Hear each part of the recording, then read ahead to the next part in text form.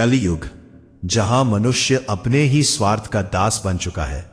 धन ही ईश्वर है, अहंकार ही पहचान है और छल ही सफलता का मार्ग।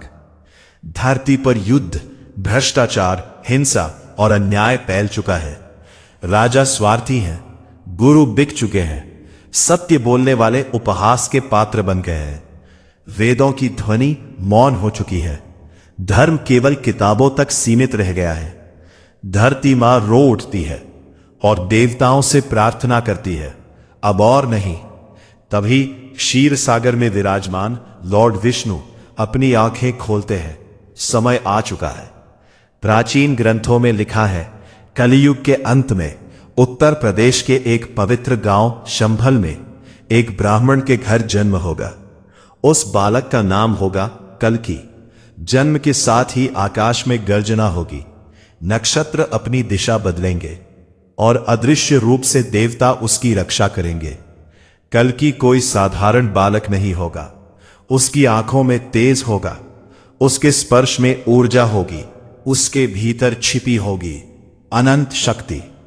कल्कि को ज्ञान मिलेगा स्वयं महान गुरु परशुराम से। उन्हें मिलेगा एक दिव्य अश्व देवदत्त, जो हवा से भी तेज दौड़ता है।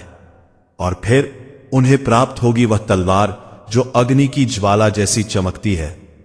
यह तलवार केवल शस्त्र नहीं, धर्म का प्रतीक होगी। कल्कि का लक्ष्य स्पष्ट है, अधर्म का अंत। जब समय पूर्ण होगा, कल्कि सफेद अश्व पर सवार होकर प्रकट होंगे। आकाश लाल हो जाएगा, धरती कांप उठेगी, असुरों के साम्राज्य हिलने लगेंगे। जो राजा अत्याचारी थे, जो धर्म का अपमान करते थे, जो निर्दोषों पर अत्याचार करते थे, कल्कि उनके सामने खड़े होंगे। उनकी तलवार से निकलती ज्योति अंधकार को चीर देगी। युद्ध होगा, केवल शारीरिक नहीं बल्कि आध्यात्मिक।